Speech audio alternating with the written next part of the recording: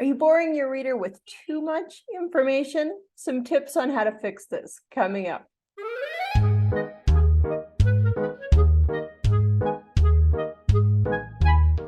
My name is Wendy Dale. I'm a Random House author and the founder of Memoir Writing for Geniuses. Today, I want to talk about something that might feel counterintuitive. The idea that telling us lots of things that happened can actually be boring for your reader. So I get a lot of student assignments that read something like this. That summer, I moved to North Carolina. Nick came into the picture soon after that. When we were married, I promised that this time I would make it work. 3 months later, I learned I was pregnant. Jonah came into our lives that year on Christmas Day. By the time he started preschool, I was starting to feel the first warning signs of depression. I went to a therapist, and 3 years later, I finally started to feel some relief. Okay, so I often get student assignments like this, and what is the problem with this kind of writing? Well, you're telling me lots of stuff that is happening, but you haven't let me live through any of these events with you. Basically, as a reader, I don't have time to process all of this. And when you give me all of these events in rapid fire motion, what happens is you make me work really hard. And as a reader, I don't plan on concentrating really hard in order to make my way through your memoir. What I want is for you to give me an amazing experience. This should be fun for me. I paid money for this book. So one of the things you want to do is make sure you don't rush through a ton of events really quickly, or you will actually lose your reader. So how do you fix this? Well, so you might argue with me, Wendy, this is just one little paragraph in my book. I was just trying to get us through a period in time. Okay, if that is the case, I suggest you watch my other video, How to Jump Through Large Chunks of Time in Your Book, because this is not an effective way of doing it. What you're doing is actually telling your reader about all this stuff, and they don't get to live through it with you. So this is not a great way of jumping through time. There are other ways that actually are really effective. So how would I fix this? Writing. The idea is to take one or two of these events and really develop them fully for your reader.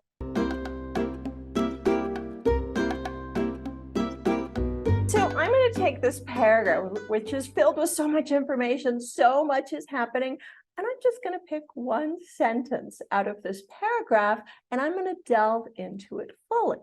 So here's the sentence I've chosen.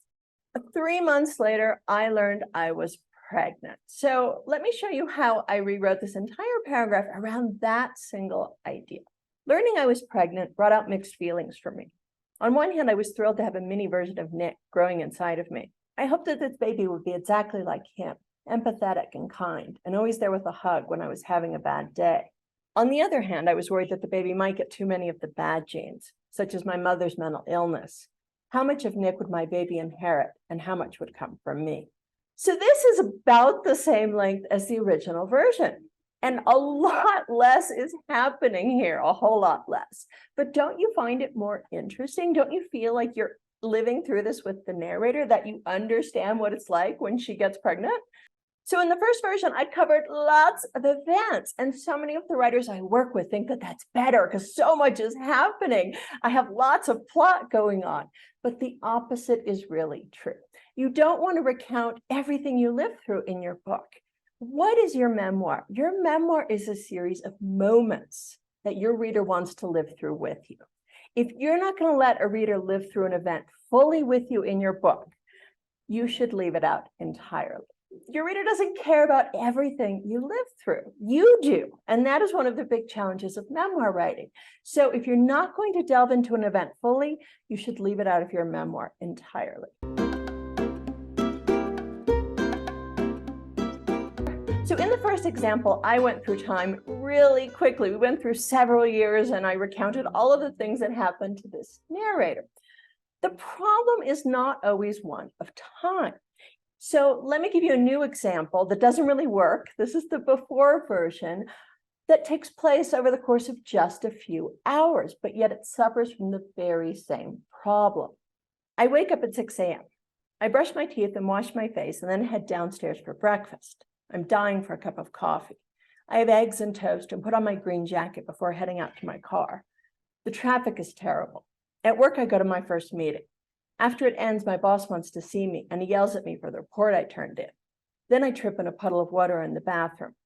Finally, it's time for lunch and I walk down the street for Chinese. So there you're just recounting a lot of stuff that happened to you and you're only using a paragraph to do that. I call this information overload. You're giving me so much information, but my brain doesn't have time to process all of it.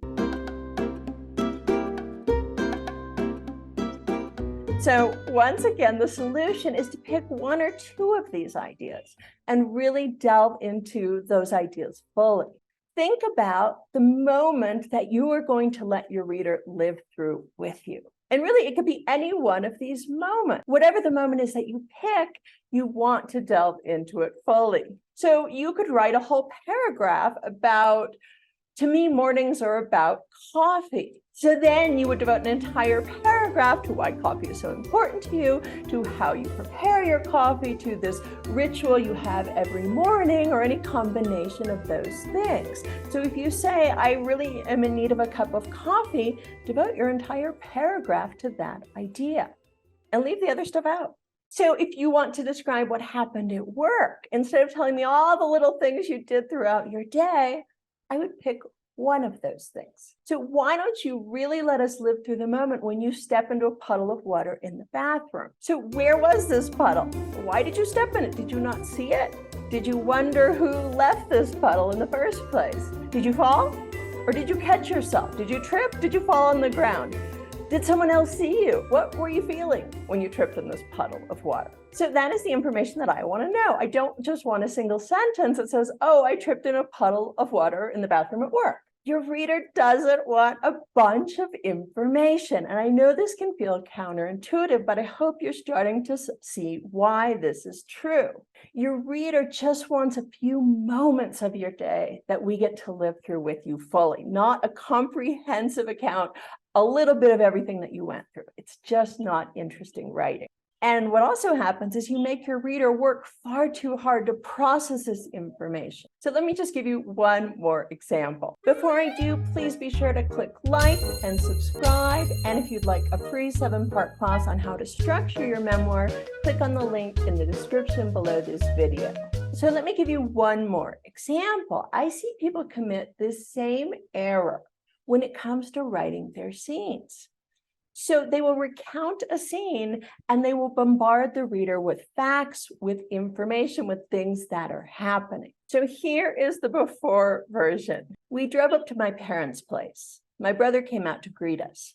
He was trailed by our dog, Cornelius. I was happy to be here. I could tell the house had been freshly painted, a pale shade of yellow. I noticed my dad's car was not in the driveway. My brother ushered us into the house. It smelled like the potpourri my mother loved. Hearing our voices, my mom raced into the living room to greet us. She was wearing red, her favorite color. My mother offered to get us drinks, but Jim said no, that he was driving.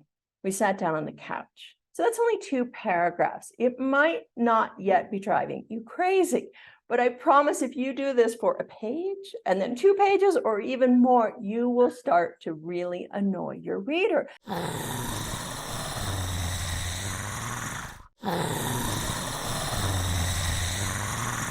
You will lose them because there's so much happening already in this scene. Let me ask you another question.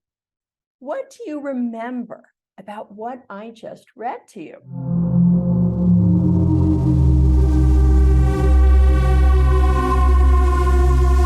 Okay, I read this like 30 seconds ago, so you're probably gonna remember a lot. But now imagine that your whole book is written like this, and there are 250 pages full of paragraphs that have tons of information. After 5 more pages, your reader is not going to remember anything that they read in this paragraph. So I have students who write like this, and I will be reading their pages, and I'm going along, and I say, wait a minute, who's Cornelius? And they're like, but I told you on page 89, paragraph 3, sentence 5, that Cornelius is my dog. The problem is our memory doesn't work that way. And if you want a reader to remember anything in your book, if something is important, I always tell my students, you better devote at least a paragraph to that idea. So anything you want your reader to remember, give them at least a paragraph, and they usually will remember. However, hiding important information in the middle of a paragraph in a single sentence, your reader will not remember. So another problem with writing your scene like this is that your reader doesn't know what to take away from this. By the time they finished reading your scene, they're not quite sure what they read because you just gave them a ton of information. You are actually placing the same importance on every single detail. So by the time they finished reading the scene, they aren't quite sure what they read. They read a bunch of stuff, but you haven't let them know why your scene exists or what is important about it. They don't know what they're supposed to take away from the scene they just read. So let me give you the after version of how to write a good scene without bombarding your reader with information. Here is the after version. As good as it was to see my brother, I was just as happy to see Cornelius. I'd known him since he was a puppy and spent all of high school sharing my twin bed with a dog that soon turned into a full-grown German Shepherd. Seeing Cornelius reminded me of all the time that had passed. When we entered the house, I was filled with the familiar scent of my mother's potpourri. If there was one thing my mom couldn't live without, it was the dried flowers that made the house smell like the inside of a craft store. She drove 3 hours to Santa Fe twice a year to stock up. There was only one place that produced the scent she liked. It was made by a woman who lived in a camper and read my mother's fortune with tarot cards before sending my mother on her way with 5 pounds of wilted rose petals and cinnamon. My mother was wearing red, which was out of character for her. Since losing 10 pounds, she'd gone for bright colors instead of the black I was used to seeing her in. Hopefully you feel the difference between the before version and the one I just read to you. Which one would you rather read in a book? The second one has a lot less information, but everything I mentioned, I delve into it fully. Sometimes I tell my students, make a single point per paragraph.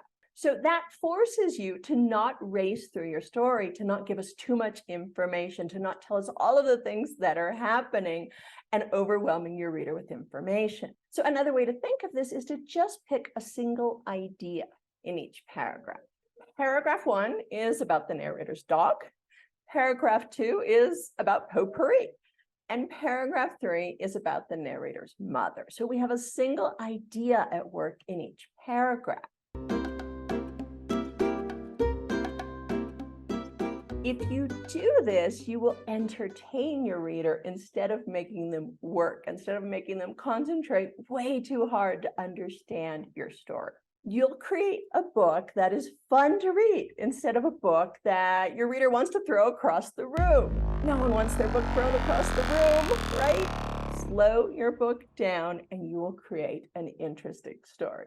I hope that makes sense. It's a tip that will really improve your writing. Take care, guys. See you next time.